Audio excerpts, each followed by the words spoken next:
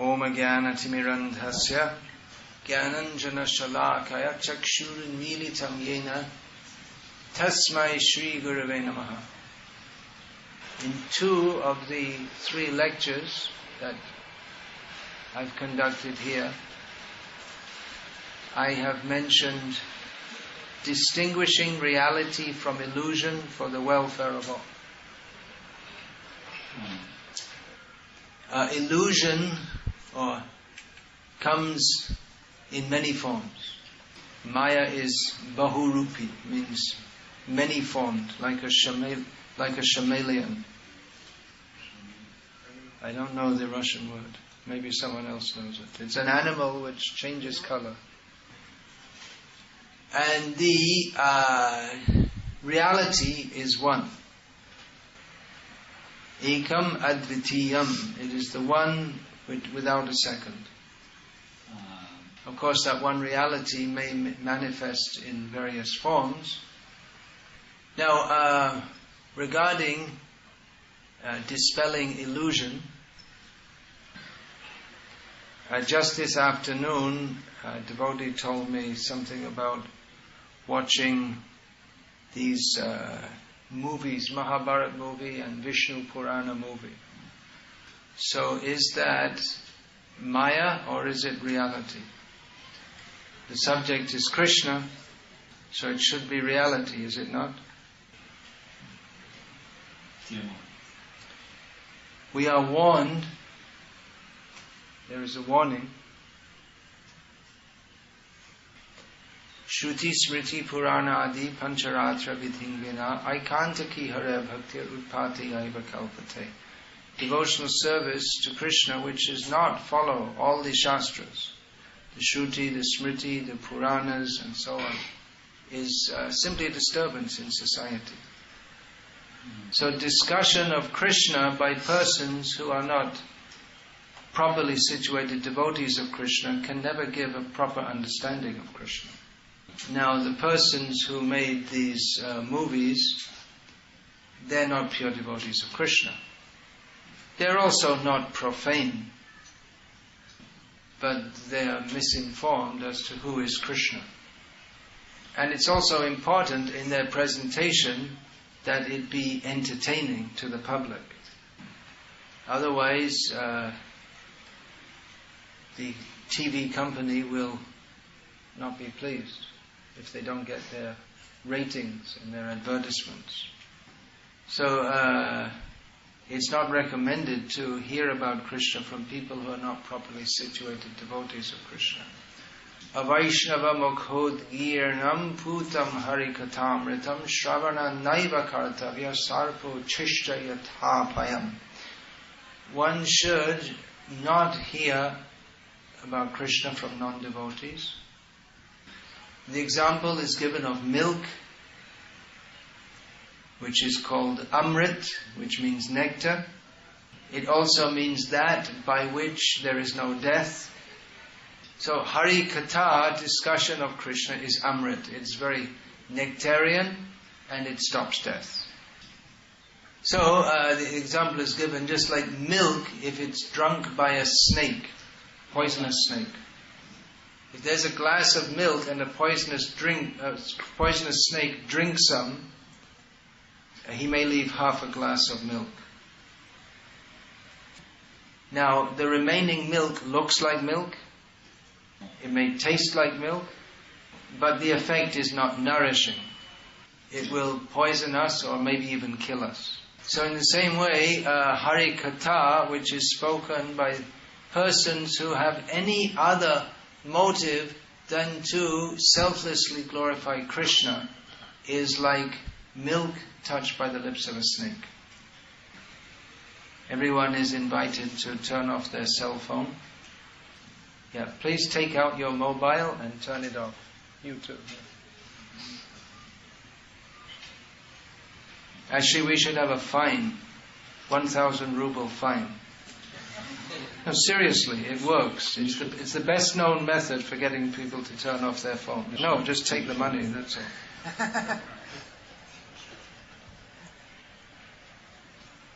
So in the same way, hearing or watching these movies, they all have some misconceptions about Krishna, mostly Mayavad ideas. Естественно, вот такие. So we might say it's good for giving people some initial impression of Krishna. Yeah, again we have the same problem. You have to leave a space so that people can come in. Please leave a pathway for people to come inside. You see, I just showed my mystic power. I predicted the future. I said that there wouldn't be enough space. You all have to move forward. Now it's come true. So please, all the men move forward, and all the elderly ladies on the doorway, use your babushka shakti to make sure that a pathway is left. Yeah, so back to the TV series. So yeah, that might give people some initial idea, but it'll be a mixed up idea. It's just like in India, in some ways it's easier to preach, you could say. But in other ways, well, because people already have some idea of or inclination toward Krishna. But on the other hand, they have so many misconceptions. Just like, just to mention one of the millions of misconceptions. So in India, traditionally Bhagavad Katha, reading from Srimad Bhagavatam, or Ram Katha has traditionally been very popular. So now there's a new kind of Katha in Hinduism. It's called Sai Katha. Not this guy who used to have hair like that, not him. He's in a wheelchair now. I guess Yamaraj is just busy creating some special facilities for him. But there's some old Sai that was from, I don't know, 100 years ago or something. Some so-called Sai Baba has become very popular. So now they have Sai Katha. No Shastra, nothing. Just total foolishness from beginning to end. Now, this kind of thing can happen in ISKCON. It can happen. Don't think it cannot happen. If we don't keep very strictly to the Guru, Sadhu and Shastra, then gradually all kinds of things will come in.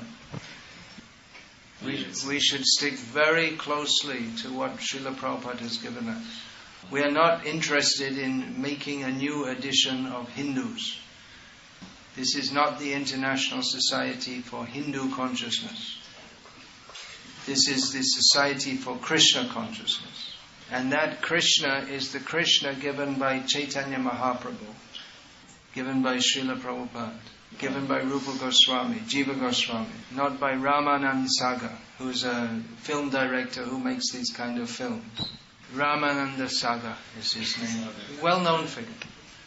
He's not a great demon or any such thing. I'm not blaming him. He's a pious man, no doubt. But we cannot say that his presentation and understanding of Krishna is anywhere near on the level of that of the pure devotee acharyas.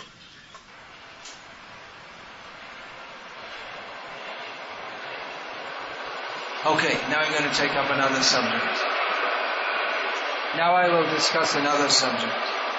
Aho batashva pachoto gariyan yajjiva agrivartate nama tubhyam tapas te juhuvu sasna arya brahmanucha nama grananti ete. Is Devahuti Devi Dasi present here? Yes. So this is a verse spoken by Devahuti.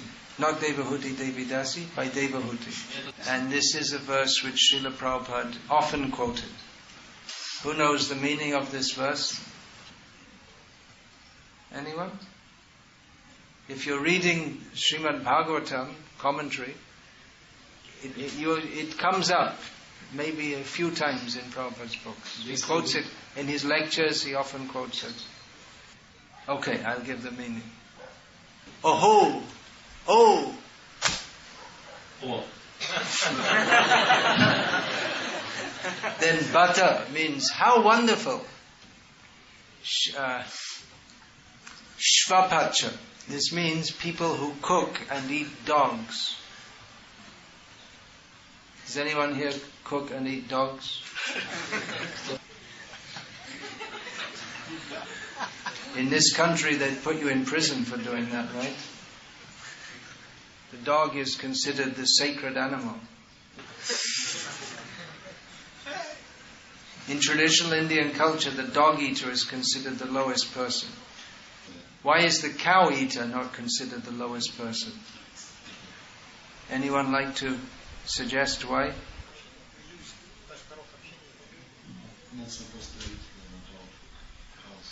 Yeah, the reason is because there are now cow eaters. Parikshit Maharaj will come and kill you if you try to eat a cow or kill a cow.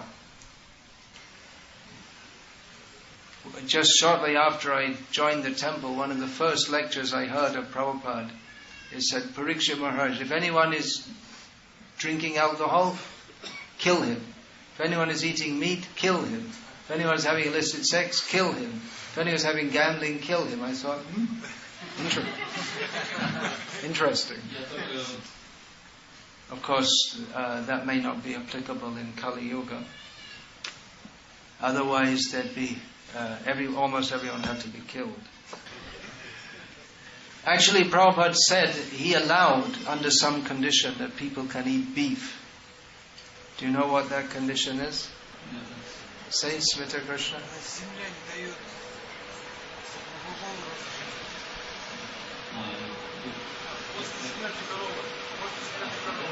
Yeah, let the cow die naturally, and then you can eat. If you want to do that, the meat eaters can do that. Not for devotees, please. So anyway, Devahuti says that how wonderful it is that even a dog eater who chants your name, how glorious is even a dog eater who chants your holy name. Such a person is understood to have already performed all the preliminary Vedic activities. They have performed all austerities prescribed in the Vedas, bathed in all the holy places, performed all the activities of perfect Brahmanas. In this regard, I would like to cite an anecdote regarding Shankaracharya and Kumarila Bhatta. This story is apocryphal. Do you have that word in Russian also? Apocryphal? It means, well, you're not really sure if it's true or not. Just like in the Bible there's the Apocrypha. So any story, some ancient story, if you're not sure if it's true or not, they call it apocryphal. It's maybe like folklore or something like that. It may be true, it may be partially true, we don't know, but it's very instructive anyway. Well, we can accept that it's true, maybe some of the details are not exactly correct. So Shankaracharya, he was traveling around India and preaching. He only preached to people of Brahmana class. Please, Nagnajiti, don't lean on Prabhupada's Vyasa. So he came to Prayag. He wanted to meet Kumarila Bhatta, who he was a great exponent of the Mimamsa, Karma Mimamsa, the materialistic, one of the materialistic expositions of Vedic knowledge. The Mimamsakas take the parts of the Vedas which tell you to perform sacrifices and go to heaven and enjoy there as they take this as the essence of the Vedas. So it's a very materialistic philosophy, but even to follow it and to understand it requires that one be highly cultured and educated. To be highly materialistic doesn't necessarily mean to be totally gross as we see in the modern age. So Shankaracharya found he located Kumarila Bhatta at Prayag at the confluence of the Ganga, Yamuna and Saraswati. And Kumarila Bhatta, he was standing in a big pile of rice husk, which was burning. He was burning himself to death. But rice bran burns very slowly. So it's a very slow, painful way to die. So Shankaracharya spoke to Kumarila Bhatta. Shankaracharya wanted to debate with Kumarila Bhatta and convert him to his own philosophy. But Kumarila Bhatta refused to debate because he said, well, now I'm going to die by this method. And he explained why he had taken up this method of dying. He had taken it up as a prayaschita or atonement.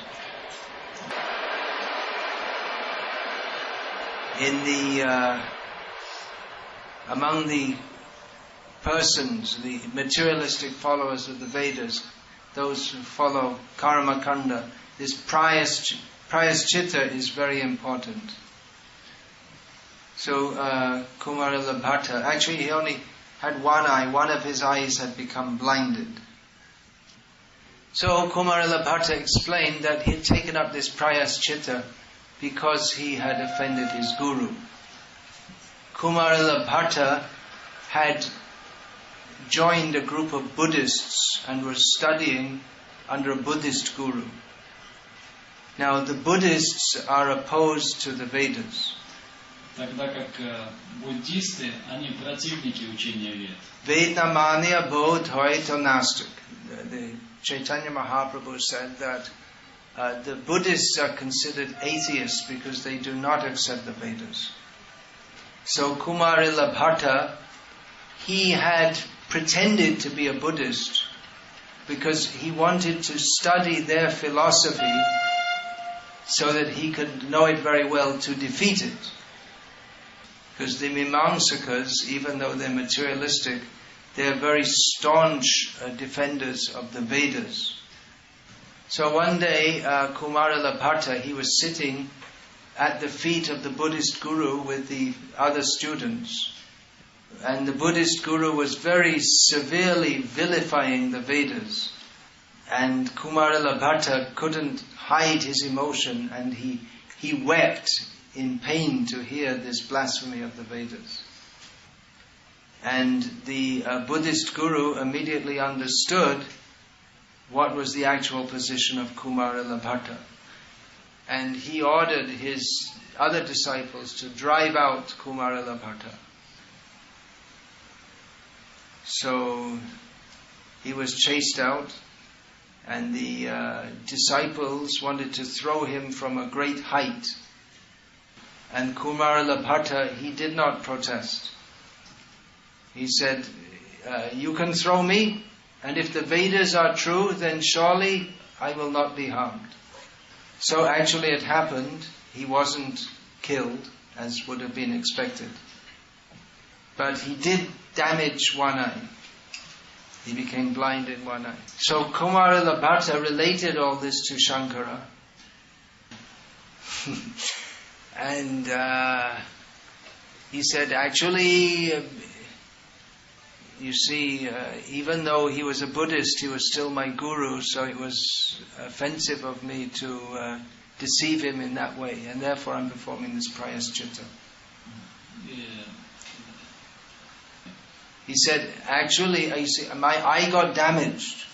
Why is that? He explained why his eye got damaged. Kumarila said that instead of saying, if the Vedas are true, he should have said, the Vedas are true and surely they will protect me.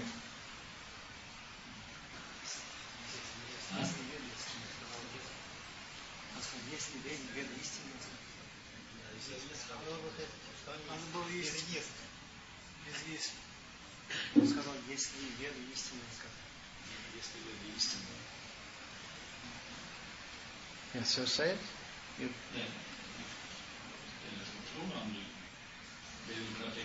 No, he said, Kumarila said, I should have said that the Vedas are true and surely they will protect me.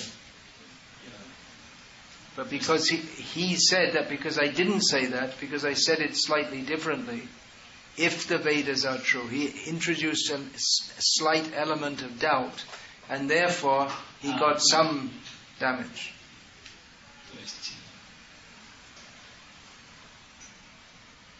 So you see, he had such faith in the Vedas. So he said, anyway, you can go and debate with my disciple, Mandana Mishra, who was living at Mahishmati, which is on the bank of the Narmada river. There's a long way for Shankara to go. So eventually he reached Mahishmati, and he inquired from some local low-caste women how to go to the house of... There's some women coming to the river for washing clothes. He asked them how to find the house of Mandana Mishra.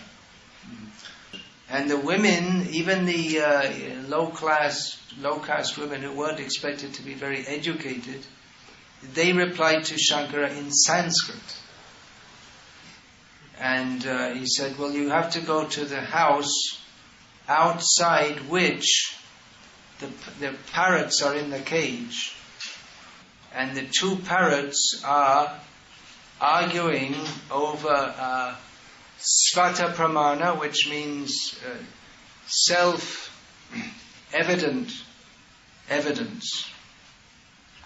Or what's the other term? Parata Pramana. I think it's Parata Pramana, which means evidence which is established by others.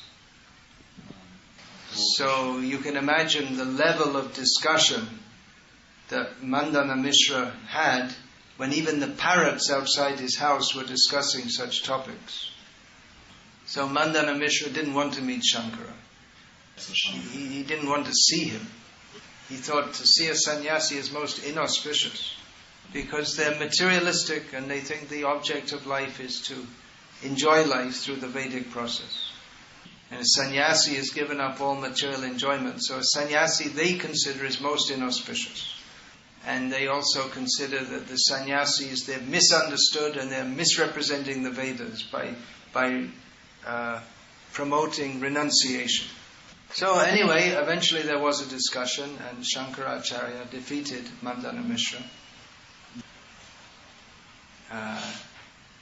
But then Mandana Mishra's wife said, okay, you defeated him, but you didn't defeat me. You have to discuss with me also.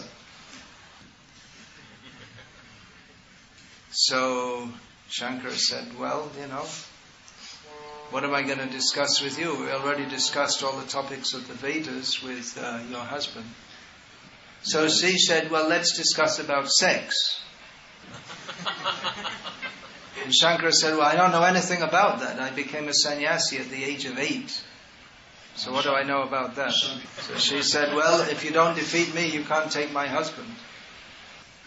So Shankara said, okay, well, give me a little time, I have to do some homework first of all. So by his mystic power, Shankaracharya, he left his body in a cave in the jungle. And in his subtle body he travelled and he found a king who had just suddenly died, and he entered the body of that king.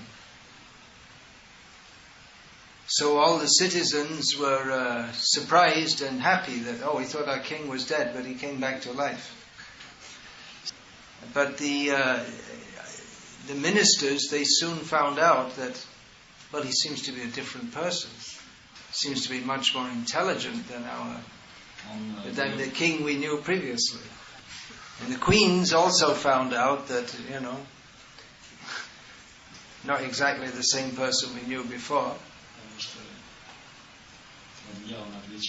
But Shankaracharya, in a short time, being very intelligent, he understood all the points about rati, which means sexual enjoyment.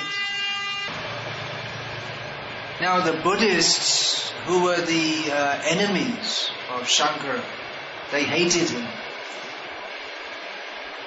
They're also very intelligent in a perverted way. And they came to know that Shankara had apparently vanished.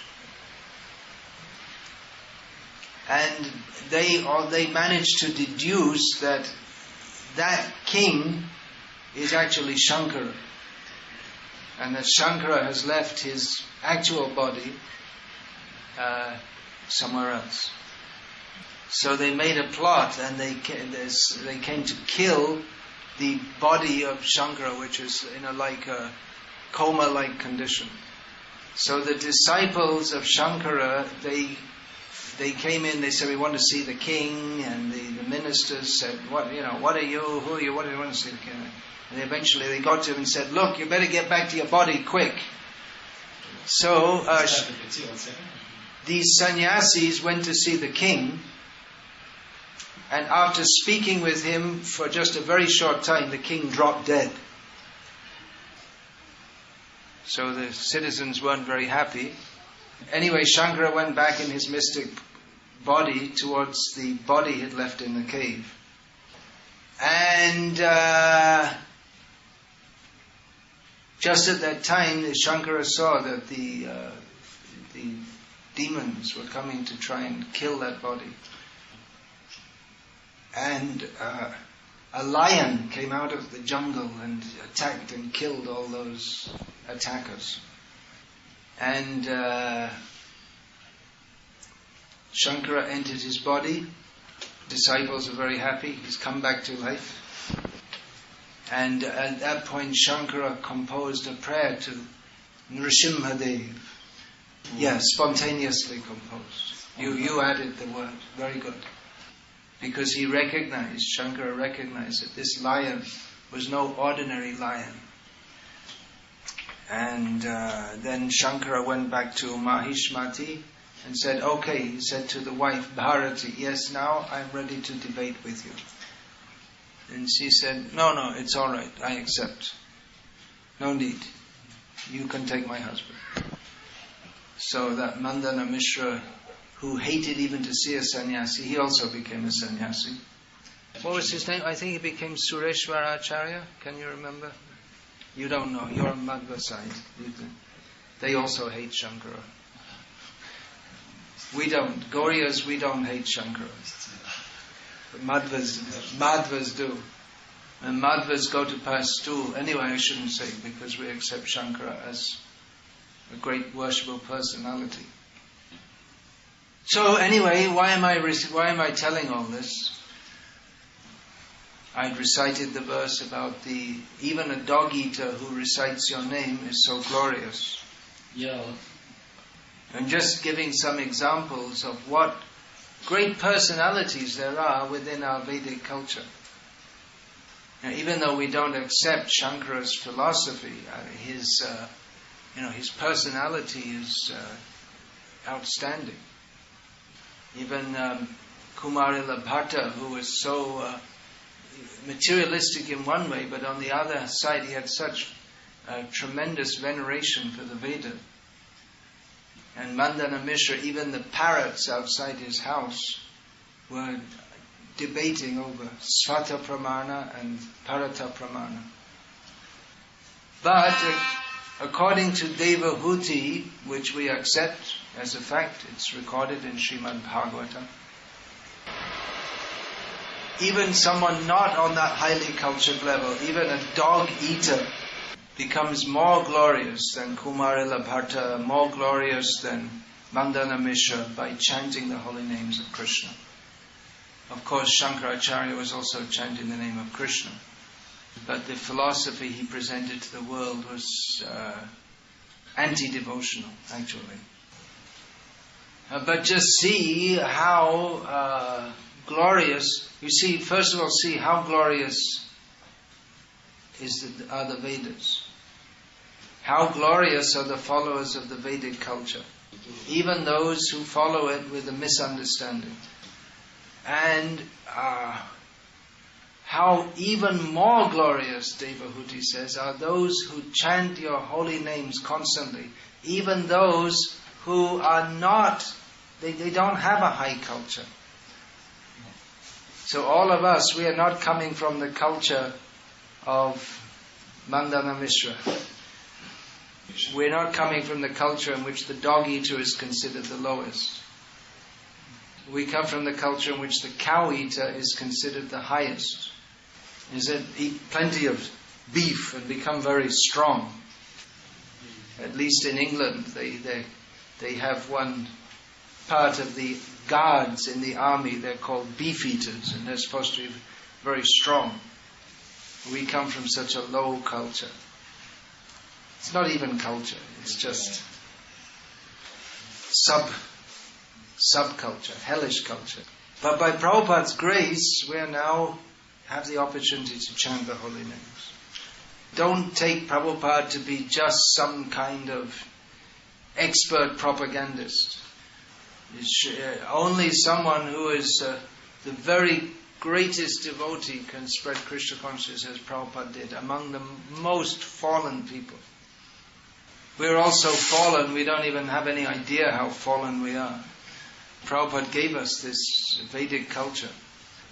He gave us the very essence of the Vedic culture, which is chanting the holy names of Krishna. Anyone who chants the holy name of Krishna is in a more glorious position than even the great Brahmanas of India who are not in the pure devotional line. But try to take up this Vedic culture. Don't bring our cow-eating culture into Krishna consciousness. Because our brains are all messed up with meat-eating, illicit sex, gambling, intoxication, we don't know actually what is best for us. Keep the movement very pure. The only entrance that we have into this culture is by the mercy of Srila Prabhupada. So we shouldn't bring our own ideas and think that we can just mix up this pure Vedic culture with all this cow-killing culture ideas. And practically everything, all the ideas in the modern culture, they're all wrong. Even Kumarila Bhatta, such a great personality, his basic understanding was completely wrong. And even Shankaracharya, who is far greater than Kumarila Bhatta, even the idea he propagated is basically a disaster for human society. And what Srila Prabhupada is propagating is millions and millions of times more auspicious than anything that Shankaracharya has given. So just try to understand what Srila Prabhupada has given us without diluting it or trying to change it. What Srila Prabhupada is giving is the essence of all Vedic knowledge as given by all the acharyas.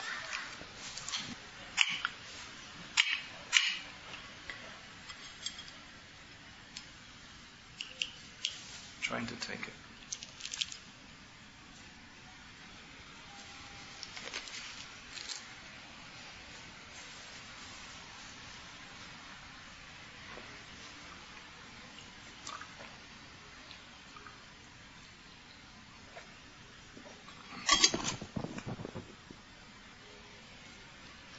Otherwise, if we don't get the right idea, then we get mixed up with all the wrong ideas.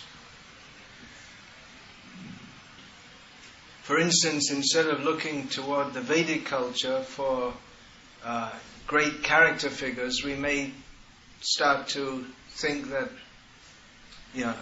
that people in the modern world who are praised as very great, they actually are great. We have so many ideal role models in the Vedic and Puranic literature. Role models, Particularly the Ramayana is a didactic work based on the ideal character of Rama, Sita, Lakshman, and Vishwamitra and others. And others.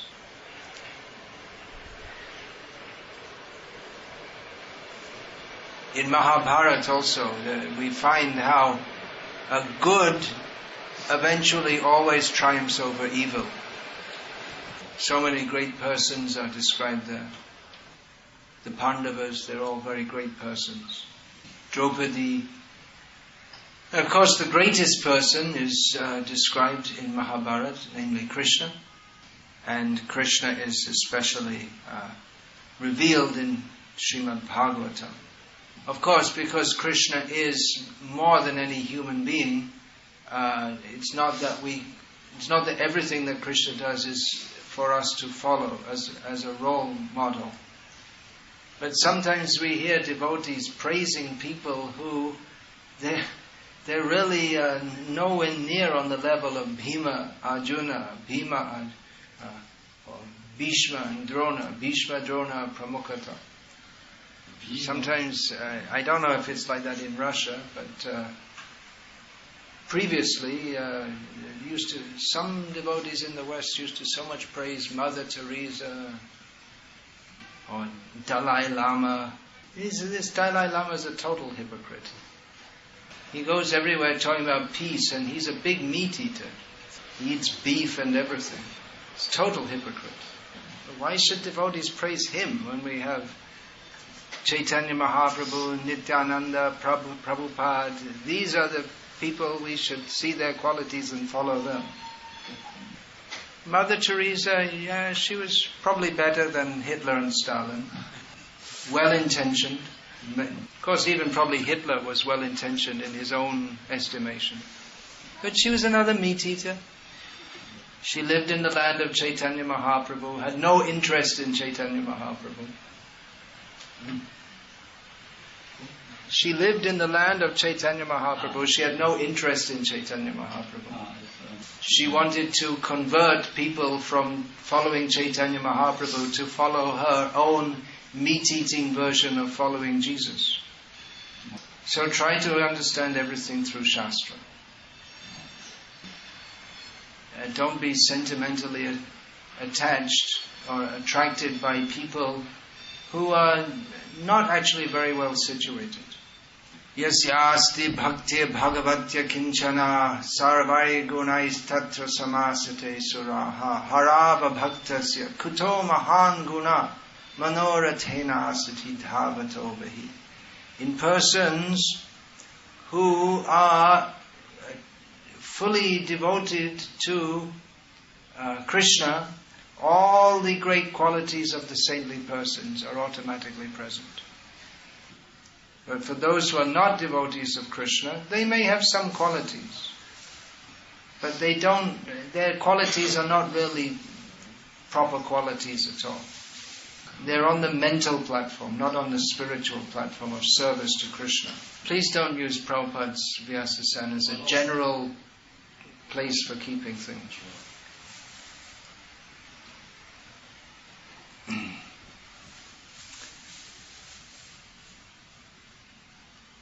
So, even a devotee from a very fallen background is glorious. But non-devotees, however great they may seem to be, they don't have any proper position. They're also just floating in the waves of Maya. Oh, here's something interesting. Some years ago, have you heard of David Beckham? Ever heard of him?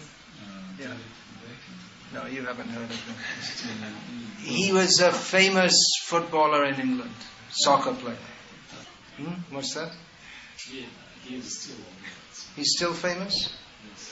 Yeah. So, I mean, in England, he's like, David. I mean, just ridiculous how people think he's great. So in England, a few years ago, there was a survey.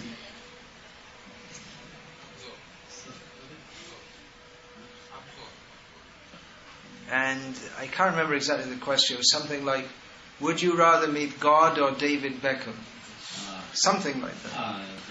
And about 40% of the people said that they prefer David Beckham to God.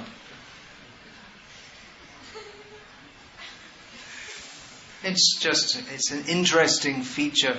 It's an interesting anecdote from the ocean of insanity.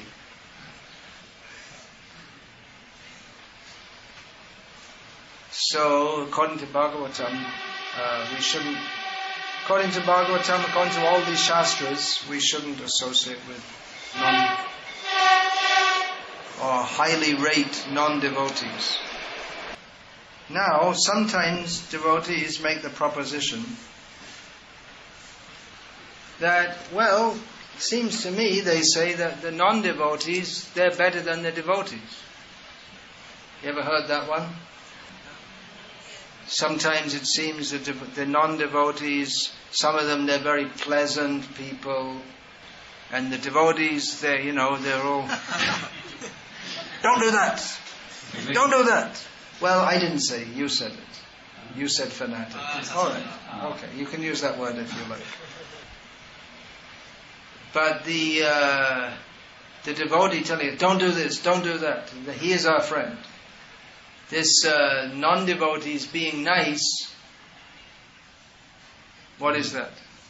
Well, I guess even Hiranyakashipu would have been nice to Prahlad if Prahlad had just cooperated with Hiranyakashipu.